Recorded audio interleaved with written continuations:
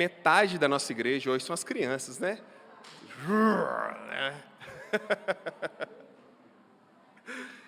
Ai, ai. Gente, vamos orar pela nossa mensagem, para a gente concentrar o nosso pensamento aqui. Hoje é a última mensagem em 2 Timóteo, então nós vamos fechar a carta de 2 Timóteo hoje, tá bom? Ó Deus,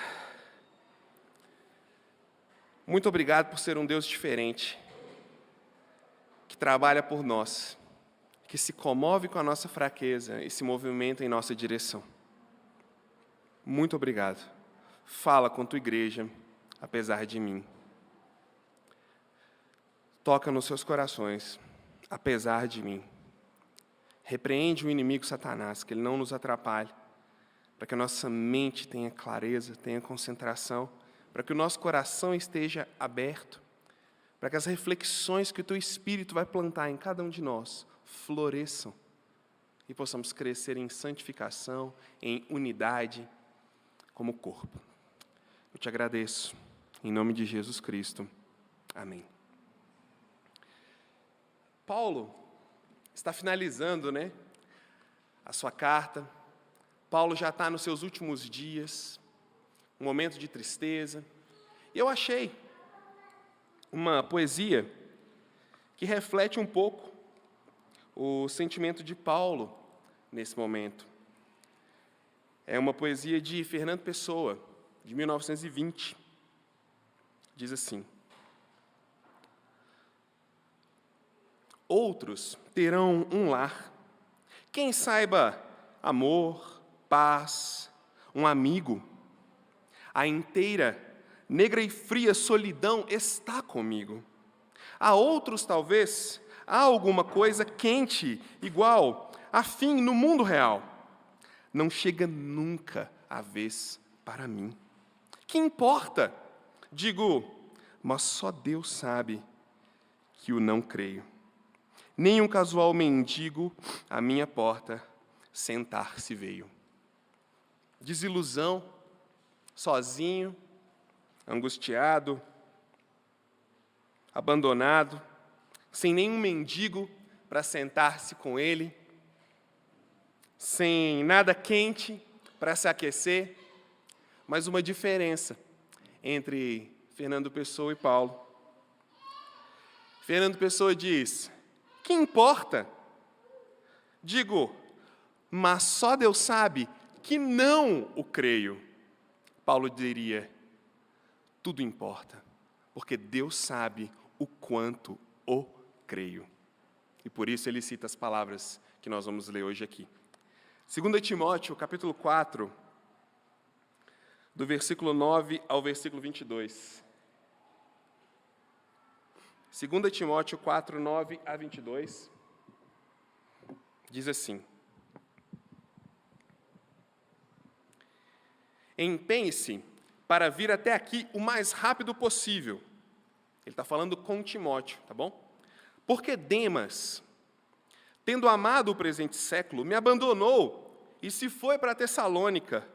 Crescente foi para a Galácia, Tito para a Dalmácia, somente Lucas está comigo. Encontre Marcos e traga-o junto com você, pois me é útil para o ministério. Quanto a Tíquico, mandei-o para Éfeso. Quando você vier, traga a capa que deixei em Troade, na casa de Carpo. Traga também os livros, especialmente os pergaminhos. Alexandre, o ferreiro, me causou muitos males. O Senhor lhe dará a retribuição, de acordo com o que ele fez. Tome cuidado com ele também você, porque resistiu fortemente às nossas palavras. Na minha primeira defesa, ninguém foi a meu favor, todos me abandonaram. Que isto não lhe seja posto em conta. Mas o Senhor esteve ao meu lado e me revestiu de forças para que, através de mim, a pregação fosse plenamente cumprida e todos os gentios o ouvissem. E fui libertado da boca do leão. O Senhor me livrará também de toda obra maligna e me levará a salvo para o seu reino celestial. Dê saudações a Prisca e Áquila, e à casa de Onesíforo. Erasto ficou em Corinto, quanto a Trófimo, deixei o doente em Mileto. Faça o possível para vir antes do inverno. Eubulo manda saudações. O mesmo fazem Prudente, Lino, Cláudia e todos os irmãos. O Senhor esteja com o seu espírito. A graça esteja com vocês. E ele encerra a sua segunda carta a Timóteo. Vamos voltar um pouquinho e relembrar o que ele estava fazendo nessa carta. Timóteo, um jovem pastor na casa dos seus 30 anos, na década dos 30, diante de uma igreja com muitas dificuldades teológicas e relacionais, eu diria habituais, com alguns hábitos complicados diante do Evangelho. E ele escreve essa carta com o objetivo de encharcar Timóteo de motivação. Ele quer motivar Timóteo a continuar, a não parar. Ele o tempo todo tenta fortalecer Timóteo no Evangelho, que é aquilo que nos dá a garantia de podermos chegar aqui hoje de manhã, por exemplo. Ou você acha que chegamos aqui porque somos bons? Algumas pessoas acham isso, né? Que nós chegamos aqui porque somos bons, porque mudamos toda a nossa vida, porque nos transformamos, porque somos diferentes, pessoas de uma categoria maior. Eles não sabem de nada, não é? Nós só chegamos aqui porque precisamos desesperadamente do Evangelho, porque precisamos desesperadamente de Cristo, porque sabemos quem somos. E Paulo fala isso com ele o tempo todo. Timóteo, pelo poder do Evangelho, por aquilo que foi concedido a nós, por aquilo que recebemos, pela bondade e misericórdia de Deus, continue firme. Vai ser difícil, vai ser complexo, você encontrará oposição, mas siga em frente. Ele encharca Timóteo da verdadeira motivação. A motivação que vem com o benefício, mas também com as dificuldades. Porque estar motivado sem conhecer a realidade nada mais é do que estar enganado. E ele vai mostrar depois, um pouquinho mais do meio para frente da sua carta, ele dá uma motivada em Timóteo ali para formar outros líderes, para lidar com pessoas, para ser firme, mas ele começa a dizer, olha, as pessoas vão sentir coceiras nos ouvidos, eles vão querer ouvir pregações e ideias e teologias de todos os lados, mas Timóteo, prega a palavra, mesmo que seja difícil, mesmo que seja oportuno, mesmo que seja fácil ou complicado, você só tem a palavra. Quanto a mim, Timóteo, já chegou o final. Eu já lutei, já perseverei, eu já preguei para muitas pessoas, a minha corrida chegou ao fim e está chegando a minha hora, e a gente sabe, ele seria morto como um mártir. E nas suas palavras finais para Timóteo, talvez a gente pense, no finalzinho, né? Na cereja do bolo, obrigado, Léo, na cereja do bolo, nas últimas palavras, num livro onde ele está tentando motivar o seu discípulo, talvez ele pudesse ser um pouco mais positivo. Você não acha? Talvez ele pudesse dizer, Timóteo, os céus se abrem à sua frente, veja uma escada subindo, e ruas de ouro vão te esperar. Você vai ter um trono do lado do trono de Deus, cara, fica firme, porque vai ser maravilhoso. Você vai ter muita coisa boa, muita riqueza. Não, a gente tem aqui um cara sozinho, preso, abandonado, prestes a morrer, implorando por companhia, implorando por uma capa, por causa do frio, da pedra, daquela prisão, tentando motivar Timóteo a permanecer fiel. Será que Paulo seria um bom guru de internet?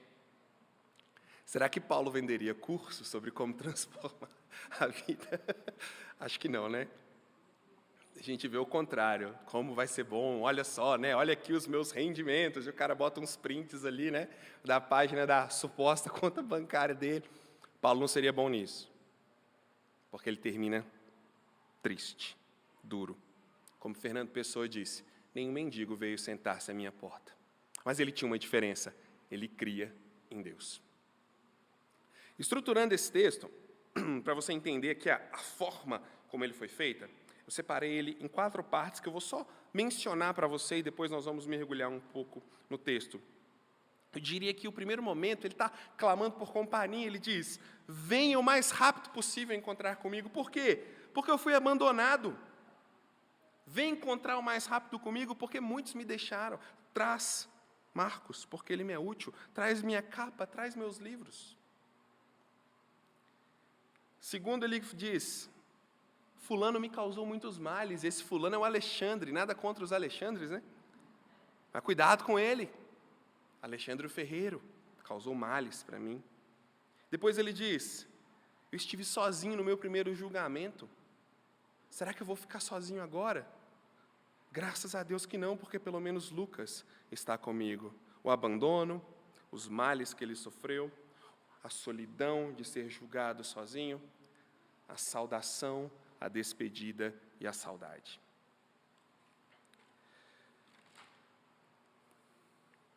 Mesmo o grande, o apóstolo Paulo, escritor de tantas cartas, pregador em tantas cidades, conhecido, acho que nós falamos, gente, isso é estranho dizer, mas acho que a gente fala mais o nome Paulo do que Jesus na igreja, se bobear. É Paulo, né? Todo mundo fala Paulo, Paulo, Paulo, o tanto de carta que ele tem. Mesmo ele, essa pessoa que às vezes colocamos num pedestal injusto, porque é ser humano como nós, tinha paixões, fraquezas, necessidades e fragilidades. E elas estão expostas aqui nesse texto. Olha bem, nos momentos mais difíceis da sua vida, como ele estava? Só. Nas horas cruciais, como ele estava? Sozinho. Quando ele foi julgado, ninguém se levantou a seu favor. Abandonado. Demas amou o presente século, o secularismo, talvez o medo das perseguições. Talvez ele não entendeu que a carta aqui era motivacional, né? Alexandre se opôs a ele, causou grandes males, prejudicou o seu ministério. Abandonado nos momentos mais difíceis. Ele não esconde isso. Ele não faz questão de querer mostrar um homem forte indo para o seu momento final. Ele diz, vem rápido. Vem, eu preciso encontrar com você. Sentindo saudade dos amigos em missão. Tito e Crescente, amigos próximos, mas que estavam em missão em outros lugares, pregando o evangelho em outras regiões, mas ele sentia falta dessas pessoas. Eles são um corpo. E ele não tem vergonha de dizer, que saudade, que bom estar juntos, que bom te ver, como eu queria que você estivesse aqui. Ele não se omite. Ele também não esconde os seus erros, porque agora ele está precisando daquele que antes foi considerado inútil e infiel, mas agora é útil, João Marcos. Lá em Atos, capítulo 12, versículo 25, depois capítulo 13, versículo 13, e finalmente capítulo 15, do versículo 38 ao 39, abra no capítulo 15. Gente, ali acontece algo. João Marcos, um jovem, segue em viagem, na viagem missionária com Paulo. Mas no caminho, ele volta. Ele desiste. Esse negócio não é para mim, está muito difícil, está muito complicado. Alguma coisa passou na mente dele, observando o contexto, e ele voltou. Paulo ficou muito bravo com isso. Olha, capítulo 15, do 38 ao 39. Vamos começar no 36. Eu estou lendo na NVI, para quem está olhando no celular. Algum tempo depois, Paulo disse a Barnabé, voltemos para visitar os irmãos em todas as cidades onde pregamos a palavra do Senhor. Para quê? Para ver como eles estão indo, para ver se está tudo bem. Barnabé queria levar João, também chamado Marcos, mas Paulo achava prudente não levá-lo. Por quê? Pois ele, abandonando-os na Panfilha, não permanecera com eles no trabalho. Olha só, 39. Tiveram um desentendimento tão sério que se separaram. Barnabé, levando consigo Marcos, navegou para Chipre, mas Paulo escolheu Silas e partiu, encomendado pelos irmãos à graça do Senhor. Olha só, a gente vê aqui um coração sensível, mas assim, cristão. Eu não vou falar humano, né, porque humano aqui é Paulo. Barnabé é mais cristão, um coração humano é Paulo. Coração mais cristão, mais sensível, não, vamos dar uma segunda chance para ele, vamos levá-lo.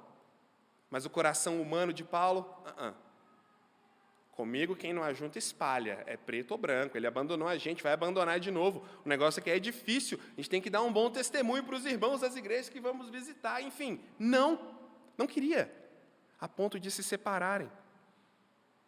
Mas lá no final, fechando a conta da sua gratidão, fechando a conta dos seus méritos e fechando a conta dos seus arrependimentos, Paulo diz: traz João Marcos.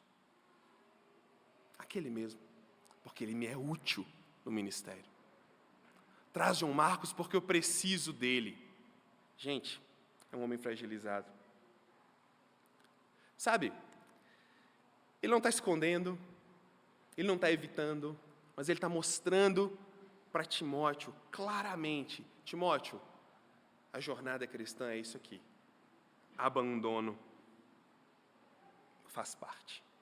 Estar sozinho provavelmente será alguma fase da sua vida. Seria muito clichê se eu parasse agora e perguntasse aqui: quem já foi abandonado? Não é? Você já está pensando isso, não precisa eu perguntar. O abandono dói. Abandono machuca. As expectativas derretendo na nossa frente, como uma manteiga na panela quente. Até rimou. Abandono machuca. E Paulo está mostrando para Timóteo: alguns me abandonaram, e você acha que contigo vai ser diferente? Você acha que você é mais especial? Você acha que contigo vai ter uma graça maior? Cuidado com Alexandre. Ele me causou muitos males. Mas olha, sempre existe alguém que permanece, não é? Na jornada da vida, nas dores, nos arrependimentos, nos abandonos, nas tristezas, tem sempre alguém que está lá. Tem sempre alguém que responde. Tem sempre alguém que visualiza a mensagem. Não é? Esse alguém para Paulo era Lucas. E ele diz: só tem Lucas aqui comigo. Só tem Lucas comigo agora. Ainda bem, né? Porque Lucas era médico, era muito culto, mas só tinha Lucas. E você acha que para ele estava sendo fácil? Não. Ele fez questão de esconder? Não.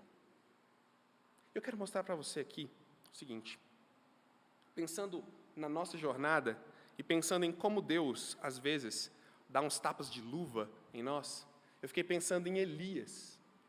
Lá, quando ele teve o seu embate com os profetas, lá quando ele foi perseguido por Jezabel, quando ele foi perseguido, quando ele teve a depressão dele, quando ele quis enfiar debaixo de um buraco, numa rocha qualquer e morrer, ele falou assim para Deus: não tem mais ninguém não, estou sozinho, ninguém mais crê no Senhor não, acabou. Deus falou: levanta só, tem mais 5.000 ainda que eu reservei, tem mais um tantão lá, levanta. Esse Lucas aqui, só me restou Lucas. É um eco do que aconteceu com Elias, e é um eco para aquilo que acontece conosco. Às vezes a gente está abandonado, isolado, achando que não tem ninguém, achando que ninguém se importa. achando que ninguém está nem aí, achando que naquela igreja só tem gente hipócrita, pecadora, que não liga para mim. Quanto a hipócrita e pecadora até que acertou, mas que não liga para mim, complicado, porque liga. Sempre tem alguém que se importa. Sempre tem alguém que se importa. Sabe quando? Quando a gente abre o coração e não esconde as fraquezas. Eu tenho falado muito isso. Especialmente nesses nossos últimos meses, nesse nosso último ano, isolamento, pouca comunidade, pouca comunhão, muito conflito, muita dificuldade, muita privação de amor, muita privação de solução dos conflitos. Tem muita gente sobrecarregada, angustiada, com o coração doendo, machucado, se sentindo sozinho e abandonado. E pode ser que ninguém fez nada ainda. Pode ser que ninguém ainda ligou. Ninguém ainda foi lá. Ninguém ainda convidou. Sabe por quê? Pode ser que ninguém ainda sabe. Porque quando a gente abre, quando a gente escolhe mostrar, tem sempre um Lucas na nossa caminhada. Mas vamos olhar um pouquinho mais para as necessidades de Paulo. Brotou até uma lágrima aqui. Quais eram as necessidades de Paulo que ele deixa claro nesse texto aqui? Olha só. Paulo está enfrentando uma solidão profunda. Eu falei isso lá em Timóteo, lá em 1 Timóteo. Sabe onde ele estava? Você pode pesquisar isso na internet, dá para você ver. A tradição cristã diz que ele estava numa prisão, chamada prisão marmetina. É um ponto turístico hoje. Ele estava no subsolo, num local frio, de pedras, fechado, e no meio da cela dele passava um filetinho de água. Ele estava preso nesse local, abandonado, nesse lugar frio, úmido, inóspito. Ele estava sentindo solidão. No versículo 9 ele fala para Timóteo: vem ter comigo depressa. Vem depressa. Sabe, eu pesquisei, depressa no grego significa depressa. Vem rápido. Vem logo, eu estou precisando, eu estou sozinho. Antes do inverno. Duas coisas. Vem depressa por quê? Gente, o pescoço dele estava em jogo. Vem enquanto é tempo. Não vem para assistir o meu martírio. Vem para conversar um pouco comigo. Vem logo. E vem antes do inverno. Vem enquanto você pode navegar. Vem enquanto os ventos permitem você chegar aqui. A gente não pode desprezar, passar batido na urgência de Paulo. Não dá para assumir o Paulo fortão, bruto, e passar batido nisso aqui. Vem logo ter comigo, vem depressa, vem antes do inverno, estou quase morrendo, então chega logo. Não! A gente não pode ler isso aqui rápido, igual a gente lê crônicas, não. Vocês sabem, né? Vocês já viram crônicas alguma vez, né? Zé o quê, não sei, filho de fulano, não sei o quê. A gente está lendo na leitura anual, é ali que a nossa fé é provada, né? Ali a gente vê se a gente decidiu ler a Bíblia de verdade mesmo, né? Passou crônicas, você lê até Apocalipse tranquilo. Mas não é aqui, não é para ler assim. Olha o que ele está falando. A gente não pode depreciar o desejo dele em ver o seu discípulo, em olhar no olho dele. Olha o quanto a gente sentiu falta de olhar nos olhos uns dos outros. Gente, de 4 semanas para cá, quando a gente está se olhando mais, quando a gente está podendo pelo menos tomar um café juntos, a nossa igreja está diferente. Você concorda comigo ou não? Nossa igreja está diferente, está mais viva, porque a gente está experimentando uns aos outros. Olha só, lá no capítulo 1, no versículo 3 e 4, Paulo fala uma coisa, a gente focou nisso, eu vou lembrar você. Ele mostra o seguinte, que a esperança que ele tinha de transformação, de mudança, era a vinda de Jesus. Somente com a vinda de Cristo, esse mundo vai experimentar justiça, verdade, bondade e beleza. Somente com a chegada de Jesus Cristo. Mas agora, ele também deseja a vinda de outra pessoa, de Timóteo. Ele queria a vinda de Jesus, ele tinha esperança, sim, da vinda de Jesus, mas agora ele tem uma esperança também na vinda de Timóteo, na chegada de Timóteo. E essa chegada também é uma chegada que vai trazer transformação para ele. E esses dois desejos, eles não são incompatíveis. Não é raro encontrar supercrentes, pessoas super espirituais, que fingem, eu escrevi de maiúsculo aqui no meu caderno, que fingem nunca sentir solidão e nem ter necessidade de amigos humanos. E dizem assim, eu tenho Jesus, eu oro a Deus, eu estou sozinho, eu não participo da minha comunidade, eu não me envolvo com ninguém, eu entro na igreja, ninguém sabe que eu entrei, que eu saí, não converso com ninguém, mas eu oro a Jesus porque a minha esperança está na vida de Jesus, eu não sinto falta de nada. De vez em quando a gente encontra pessoas assim, que fingem que relacionamento humano não faz diferença, que fingem que Deus não planejou que nós vivêssemos em comunidade e que uns aos outros fizesse muita diferença. Contudo, a amizade humana é uma provisão amorosa de Deus. Lembra lá em Gênesis, quando ele cria a mulher, no contexto de solidão do homem, ele fala, não é bom que o homem esteja só, não é bom estar sozinho, não é bom ser só você. Quem é você, se não existe o outro para falar que você existe? Deixa essa conversa para lá. Mas de vez em quando a gente encontra esse tipo de supercrente. Mas isso é um fingimento, gente. Isso é até um pouco de orgulho nosso. Vamos ser sinceros. É um pouco de orgulho.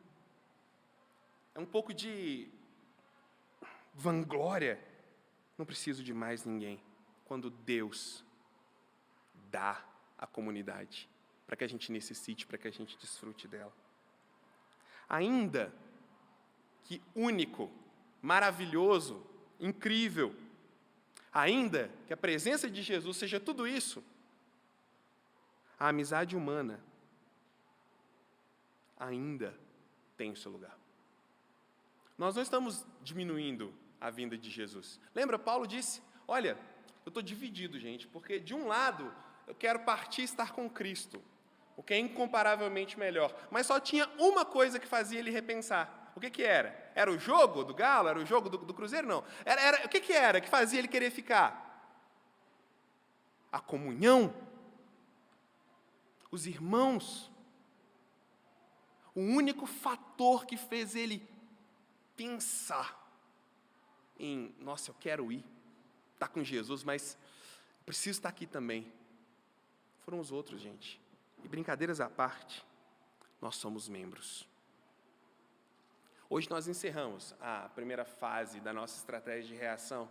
E nós vimos que a nossa identidade, ela se resume numa palavrinha.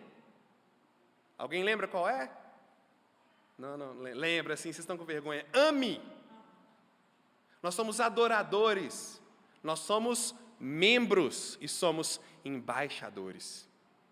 Deus nos criou para que fôssemos membros uns dos outros. E é isso que Paulo está valorizando.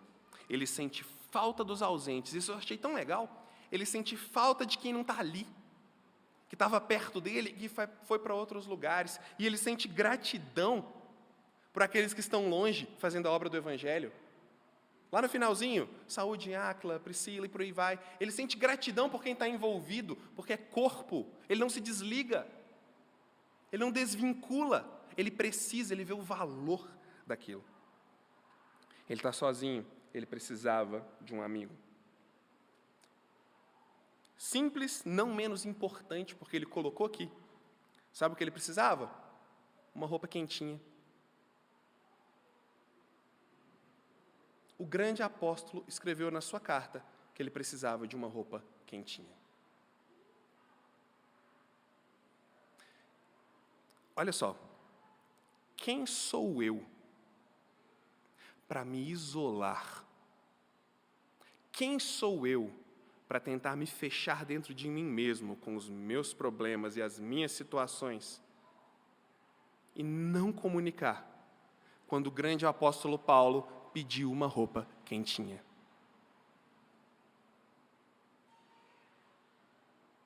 Olha o nível de vulnerabilidade comunitária desse homem. Só o Evangelho faz isso. Só alguém que entende que recebeu tudo de graça, só alguém que entende que Cristo fez tudo o que ele precisava, tem liberdade para se abrir com Cristo dessa forma.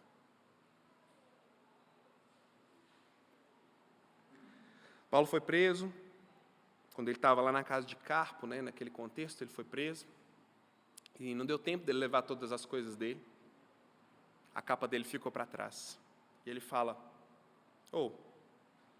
traz minha capa, está frio, eu preciso de uma roupa quentinha. Pensa nisso. Depois ele continua, ele precisava de livros. Traz os meus livros, especialmente os pergaminhos. Sabe qual que é a diferença? Os livros eram feitos de papiro, e os pergaminhos eram pergaminhos mesmo. Sabe? Traz para mim. O que é isso? Provavelmente, tem umas hipóteses, a gente não sabe porque ele não falou. Provavelmente, alguns escritos dele, alguns cadernos de anotações dele, ou as suas cópias do Antigo Testamento. Ele precisava disso, ele queria isso. Necessidades desse homem vulnerável lá, abandonado, sozinho, no frio. Necessidades, e ele simplesmente coloca isso, não só para Timóteo, para a gente, para nós. Ele eterniza isso. Imagina Timóteo, eu procurei bastante algumas citações de Timóteo. Se eu achava na história da igreja algumas coisas que ele falou, eu não encontrei ainda. Se eu encontrar, eu volto e conto para vocês. Mas imagina Timóteo lendo isso, lá longe, e vendo o seu discipulador, seu mestre, aquele que o ensinou tantas coisas, nessa condição. Imagina essa faca entrando no seu peito. É bom a gente se colocar um pouco no lugar de Timóteo. Porque Paulo fala tanto, Lógico, ele que está escrevendo a carta, mas e Timóteo recebendo tudo isso? Essas eram as necessidades de Paulo. Ele fala ainda, Na minha primeira defesa, quando ele estava sozinho, o Senhor o assistiu e o Senhor lhe deu forças. Olha que bacana. Ele recebeu forças do Senhor, mas as forças que ele recebeu do Senhor não deixaram ele não necessitado de comunhão do outro e do cuidado de outros. Achei a palavra. Não isentaram ele da comunhão. A força e o cuidado de Deus não isentaram Paulo da comunhão. Agora pensa nisso, gente. É muito comum a gente falar isso o tempo todo. Eu não tenho, tem um ano que eu não participo do meu grupo de discipulado. Tem um ano que eu não tenho uma comunhão profunda. Eu não estou indo, mas é que eu estou orando a Deus. Sabe? Está aqui. A obra particular de Deus na nossa vida não nos isenta da obra comunitária em nossa vida. Isso é muito importante. Nós somos membros. Ele recebeu esse auxílio, mas esse auxílio foi direto e indireto. Direto porque veio de Deus, indireto porque Deus usa a comunhão para auxiliar. Indireto porque foi Deus quem criou esse contexto, foi Deus quem propôs esse contexto. E será que nós também não deveríamos utilizar e aproveitar desse contexto criado por Deus? Olha que legal o que o John Stott disse. Quando o nosso espírito está solitário, precisamos de amigos. Quando o nosso corpo está sentindo frio, precisamos de roupas quentinhas. O quentinhas é por minha conta. Quando nossa mente está aborrecida e pesada, precisamos de bons livros. Admitir isso não é fraqueza, não é falta de espiritualidade, é ser humano tocado pelo Evangelho.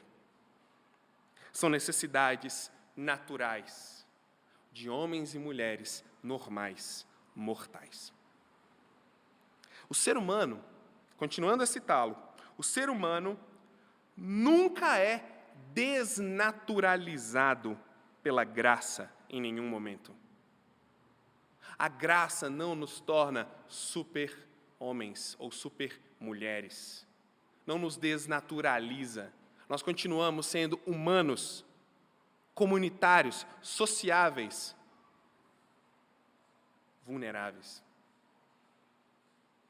Não precisamos negar essa fragilidade ou essa humanidade, ou nos julgar feitos de outra matéria, que não o pó. Paulo fecha essa carta para Timóteo dizendo: eu vivi o corpo até o fim. Essa é a mensagem que ele passa. Viva no corpo, como membro, até o fim. E que Deus nos abençoe a aplicar essa carta em nossas vidas. Ó Deus, somos corpo, somos membros. Isso faz parte da nossa identidade como cristãos. Provoque em nós uma reflexão, uma ação, que somente pessoas tocadas pelo Teu Evangelho podem ter. Nós confiamos no Senhor em nome de Jesus. Amém.